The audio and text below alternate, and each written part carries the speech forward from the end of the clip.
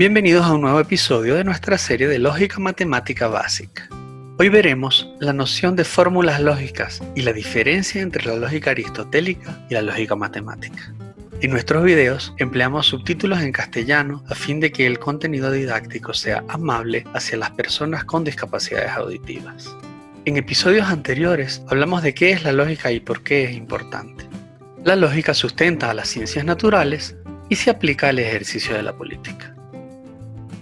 Vimos asimismo los contadores lógicos, el contador existencial y el contador universal, y estudiamos los 4 símbolos de los conectores lógicos básicos: la negación, la conjunción, disjunción y el condicional. Estudiamos finalmente la equivalencia de algunas proposiciones compuestas. Hoy vamos a conversar sobre cómo se construye el lenguaje de las matemáticas, ese con el cual sacamos cuentas y realizamos demostraciones. Para comenzar, recordemos que la lógica de Aristóteles, en la cual se basan las matemáticas y las ciencias, es una parte del lenguaje. La lógica, sin embargo, es una parte reducida de este y de nuestro sistema de pensamiento. De otro modo, los seres humanos no podríamos hacer poesía, teatro o literatura en general. No podríamos soñar con mundos fantásticos ni hablar de nuestras emociones. Muy bien, resulta que las matemáticas formales, tal como las estamos haciendo desde la Edad Moderna, son, más o menos, una parte más pequeña de la lógica. El intento por formalizar las matemáticas desde la lógica comenzó a finales del siglo XIX y tomó las primeras 3 décadas del siglo XX. Fue el esfuerzo mancomunado de muchos científicos, entre los cuales podemos mencionar a Georg Cantor, Bertrand Russell, David Hilbert, Emmy Noether, Alan Turing, Kurt Gödel, etcétera, etcétera, etcétera. ¿Por qué se hizo todo este trabajo de basar las matemáticas en la lógica? Pues bien, resulta que la lógica, además de soportar a las matemáticas y las ciencias, también es una herramienta importante en el estudio de la filosofía. Y desde épocas muy tempranas se sabe que el pensamiento lógico presenta, por así decirlo, algunos pequeños problemas técnicos.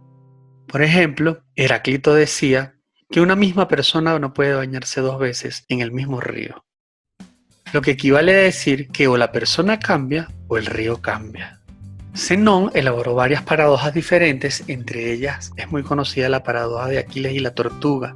Esta es una paradoja lógica en la que el argumento central es un problema realmente de límites, que ha sido tratado ya en otro video. Tomás de Aquino, para entre comillas demostrar la existencia de Dios, construyó el argumento de la causa primera. Este es un argumento muy sutil que, para ser desmontado, requiere de una paradoja parecida a la paradoja de Aquiles y la tortuga, pero a la inversa, en lugar de avanzar hacia atrás. El contraejemplo del argumento de Aquino es que existen conjuntos que están totalmente ordenados, pero que no son bien ordenados. No poseen un primer elemento. Para solo mencionar uno de los problemas técnicos en detalle, hoy vamos a considerar el silogismo más conocido de Aristóteles. Todos los hombres son mortales. Sócrates es hombre. Sócrates es mortal. Desde el punto de vista de la lógica usual, este silogismo es impecable. Sin embargo, desde el punto de vista de la ciencia moderna, hay un problema metodológico, y es que la premisa "todos los hombres son mortales" no es realmente un evento observable de la física. Una parte importante de la humanidad cree efectivamente en la resurrección, la reencarnación y otras cosas. Y argumentos religiosos aparte, esta creencia es sustentable lógicamente porque, independientemente de lo que indique la experiencia, no podemos observar a todos los seres humanos del pasado, presente y futuro juntos de una vez. Por ese motivo, es posible incluso elucubrar teorías aún más descabelladas, como que existe una secta de caballeros que se llaman los inmortales, de los cuales solo puede quedar uno después que todos se cortan la cabeza entre sí. ¿Cómo podemos evitar todos estos inconvenientes? ¿Cómo evitar las paradojas, los argumentos elusivos y las proposiciones que estén fuera de nuestro interés científico? Lo que los matemáticos hicimos fue restringir nuestro lenguaje a lo que nos interesa discutir. Todo lo que se puede decir claramente, decía Wittgenstein, y de lo que no se puede hablar es mejor guardar silencio. Así nació la definición de fórmulas matemáticas.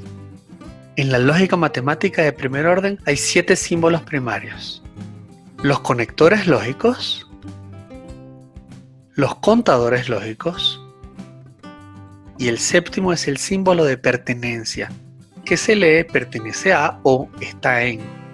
A estos vamos a añadir todas las letras de cualquiera o de todos los alfabetos que en nuestro lenguaje van a tener el carácter de variables. Vamos a explicar qué es una variable. Cada vez que tenemos una proposición simple, como este perro es bravo, podemos descomponerla gramaticalmente en un sujeto, un verbo y un predicado. La parte que corresponde a la variable es precisamente el sujeto de la proposición. De este modo podemos pensar en una proposición genérica que ha sido evaluada entre comillas en un sujeto particular.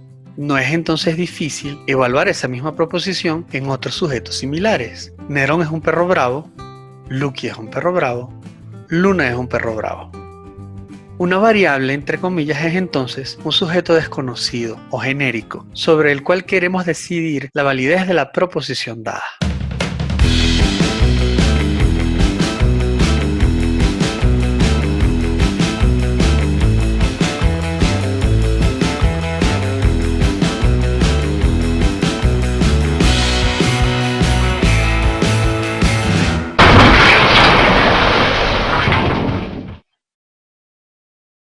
Volvamos ahora a los símbolos básicos del lenguaje matemático.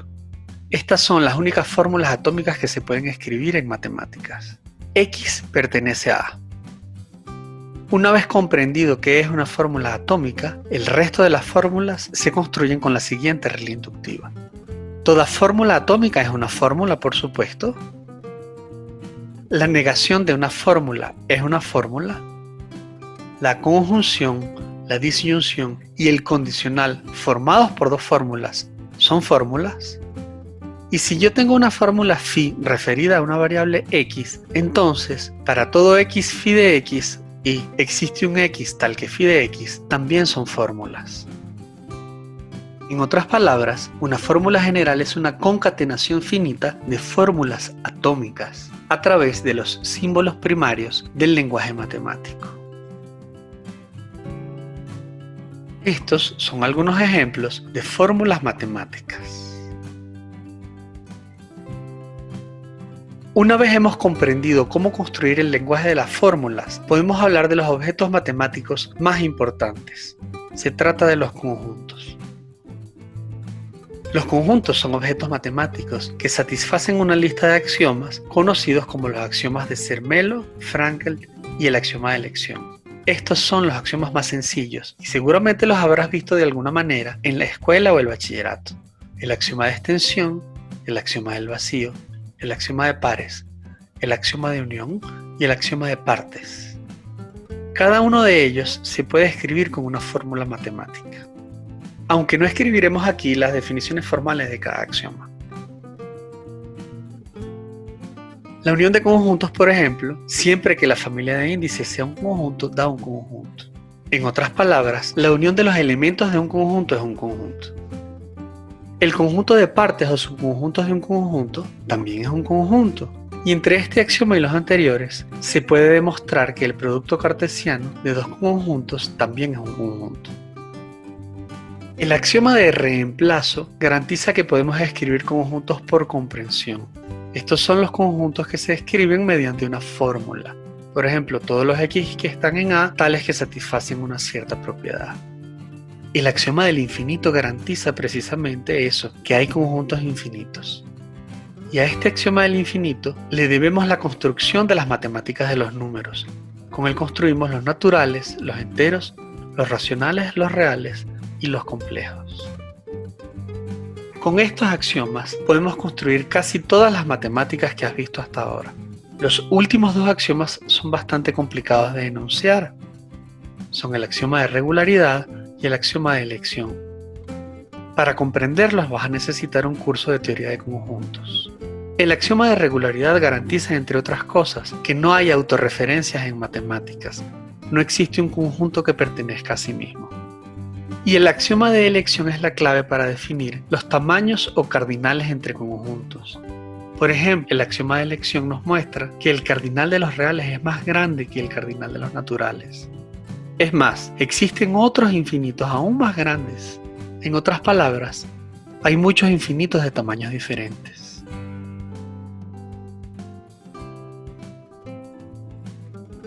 Hemos llegado al final de este episodio. Para más referencias, te recomendamos el libro de Teoría de Conjuntos de Carlos Di Prisco y el libro de Introducción a Teoría de Conjuntos de Vibrásic y Yeh. También puedes mirar otros videos de nuestra serie. Si este te ha sido de provecho, danos un like y suscríbete a nuestro canal.